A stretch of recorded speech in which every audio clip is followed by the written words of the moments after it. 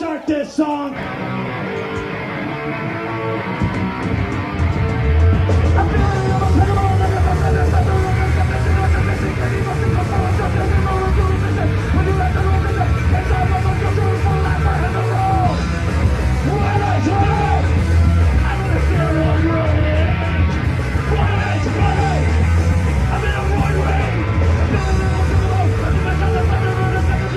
This is a wrestling documentary.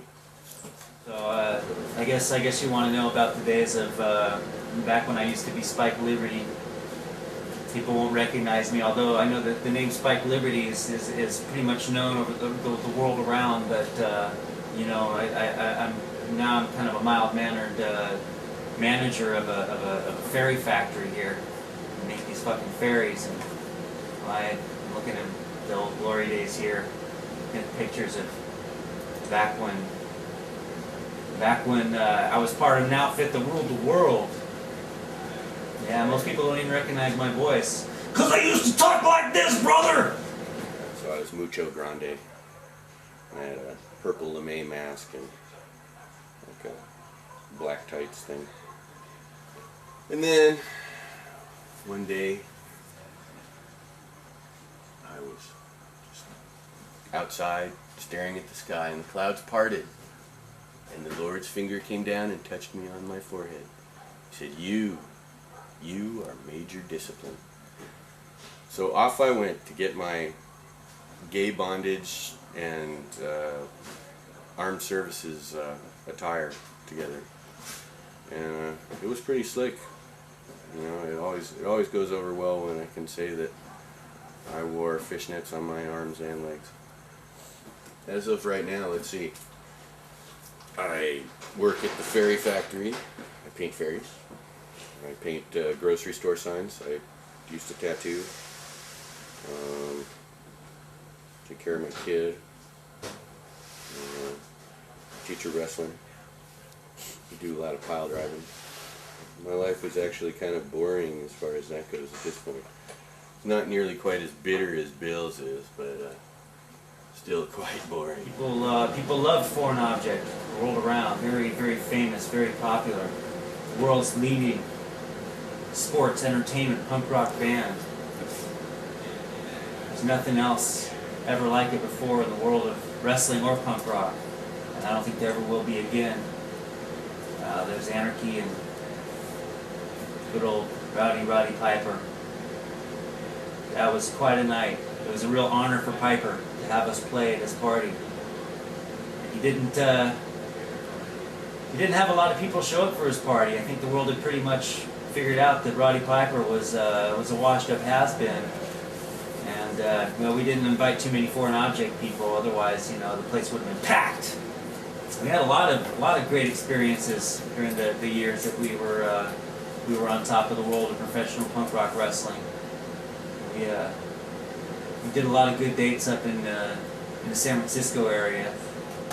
And San Francisco seems like kind of a jumping, kind of liberally type of place. And every time we'd go there, we'd make them really mad. Me being in the back, I never really knew exactly what was going on. I was always kind of dealing with playing drums. The fans were really into what we were doing. They were responding really well. They were dancing, they were moshing, they were stage diving. Everything was going great.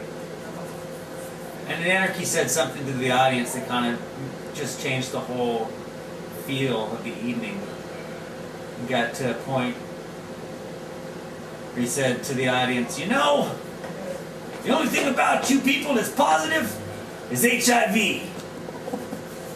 And then a storm of drinks and ice cubes and little plastic cups flying up on the stage all over our instruments and our well-toned bodies. And it was like a fucking riot. The people trying to get up on stage, the security trying to knock them back, and people were getting thrown out of the club, people were taking swings at us. I really went over real well in San Francisco because I had kind of a military bondage thing going on. I wore fishnets and had tape over my nipples and stuff like that. Bill was always, you know, looked upon as easy pickings because he had little tight shorts on and stuff. So. And we got off the stage. Everybody was able to take off their masks and blend in with the audience, except for me. I had the fucking makeup and the spiked up mohawk. And some asshole grabbed me and picked me up. I had a chain that was connecting my nipple rings. And the guy fucking yanked the chain. And both the rings went bing! I was that close to having the talking nipple, you know? So yeah, every time we'd go up there, it was kind of a mixed bag. We'd have people telling us how awesome we were, and then we'd have people trying to fucking rip nipple rings out of our chest. So we were driving up north to play at Lollapalooza in Saskatchewan, and so we're driving up north, and we were hauling ass, and at one point passed a flatbed truck that was carrying an airplane engine cowling and a couple of other large, awkwardly shaped pieces on it. And we thought, hey, that looks nutty. Look at that there, as we're driving on our 2 lanes right next to our little truck. And so, since we were all drug addicts, we all got a hankering to do some dope. So we pulled off the freeway and did our shit, drank our beers and took a piss and all that stuff in our little rest area. And got back in the van and took off. And right as we entered the roundabout to get onto the freeway, right where we were sitting in relation to that truck, in our lane, was that airplane cowling. So, I have to say that drugs saved my life. But that was another good time where the audience had turned on us. And that was at Lollapalooza in 1995. We played in Seattle just after suicide of Kurt Cobain. We were up there accumulating a good crowd, and they were pretty much just standing there. They didn't really know what to think of Foreign Object because they'd never seen anything so goddamn incredible as Foreign Object in their life.